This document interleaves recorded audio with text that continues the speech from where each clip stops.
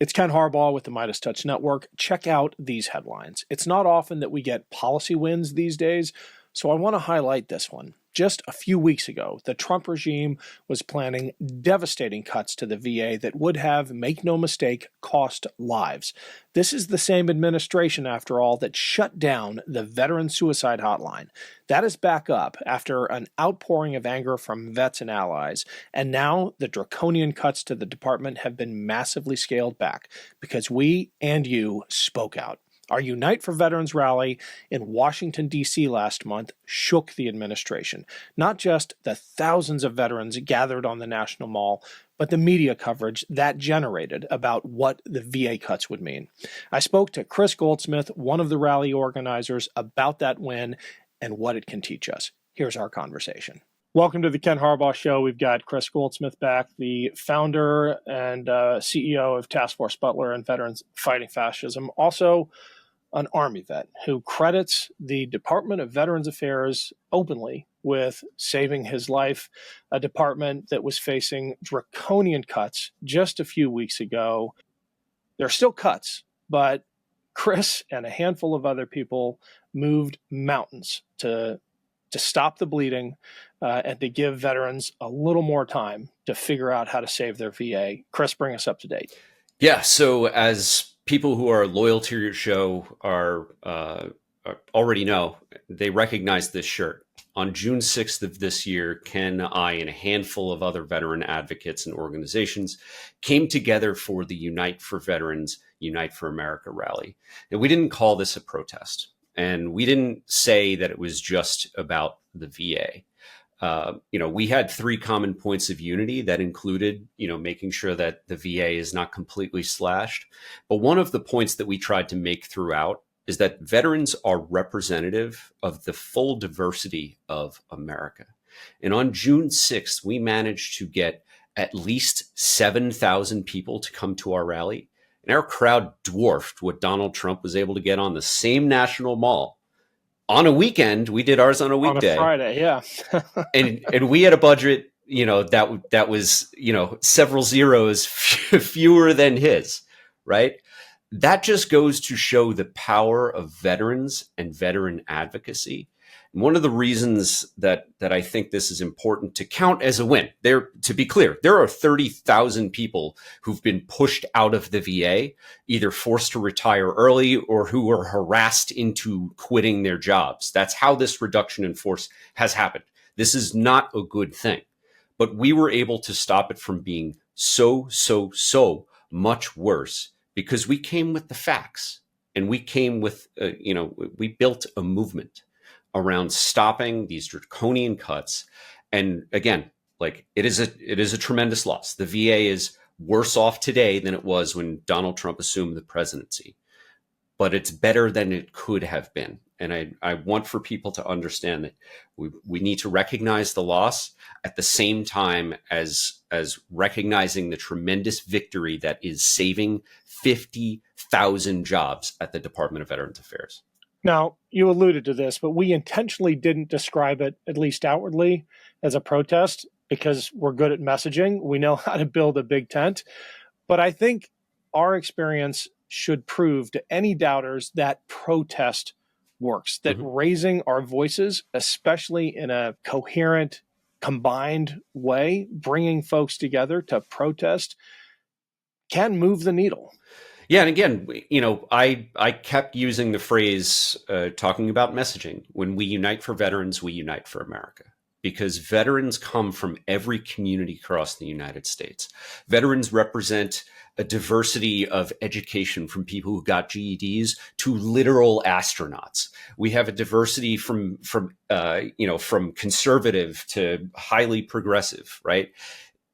This community represents the best of America, people who are willing to put their names on the dotted line. Now, for far too long, both right and left, Republicans and Democrats, progressives and conservatives, have kind of accepted this idea, this framing that veterans are just voting for Trump. Veterans will let Trump do whatever. It doesn't matter. Veterans will support Trump even as we slide into fascism.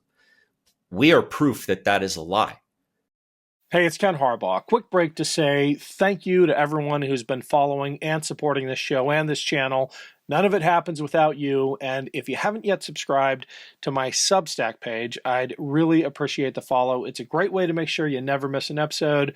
It's free to sign up. And if you're able to pitch in a few bucks, every dollar goes back into the show.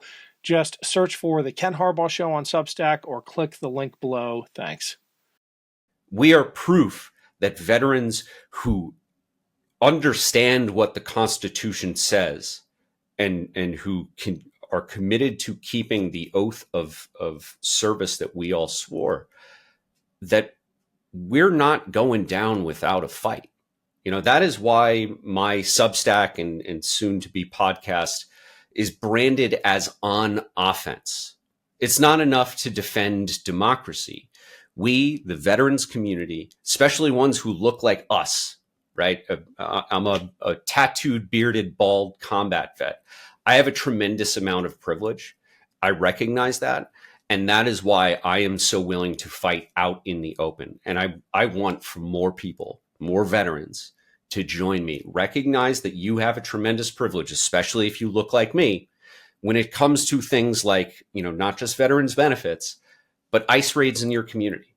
Someone who looks like me is a lot less likely to take a pepper ball, you know, paintball to the face from a DHS officer, from an ICE officer, right? That is the reality. We are less likely to get hurt because of our physical presentation.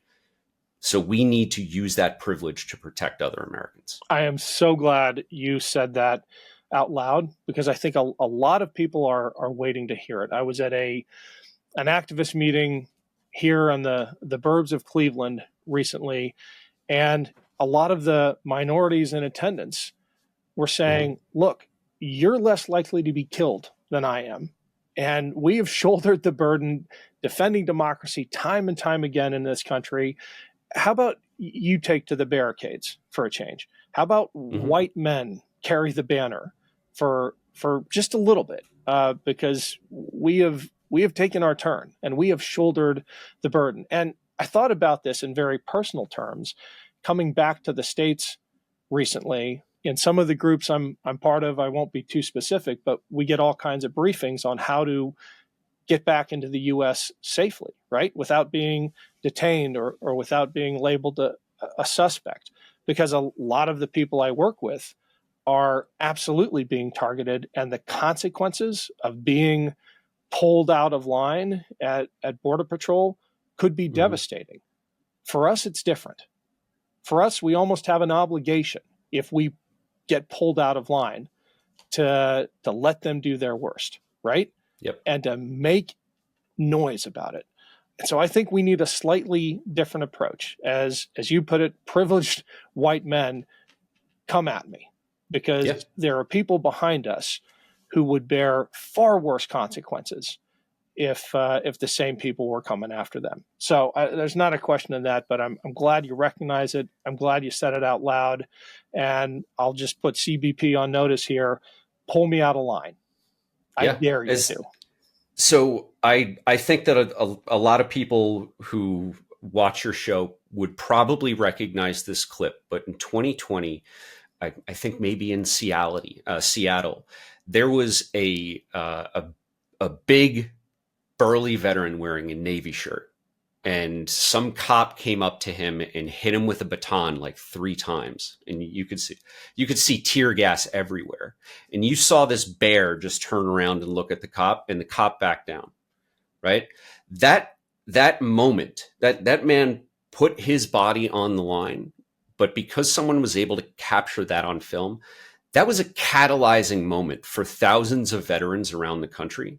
It was a short-lived organization. I don't know if it still exists at all, but it became Wall of Veterans. Veterans were organizing around the country to put themselves as physical barriers between police and the people.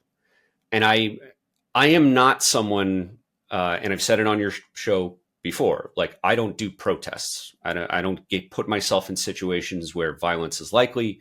I am just not good in that scenario. So I want to acknowledge that I'm not running to the front lines personally. I am doing this internet thing, and that makes me enough of a target, right? So I want to acknowledge that. But I don't need for people to be martyrs. I don't need for people to be hurt. I just need for people to be present. Again, like that is the extreme case of this bear of a man getting hit with a baton and barely reacting, and showing a cop that if he took another swing, it might be a mistake, right? That is the kind of physical presentation that someone who looks like me has simply by being on the line. You don't have to get hit. So that's why, I think for the first time, it has taken a long time for me to get here. I am ready to call on veterans to start getting more active this way. That was part 1 of my conversation with Kris Goldsmith. Check out part 2 next week, where we talk about why veterans in particular will be called upon to play a crucial role in resisting the Trump regime. See you then.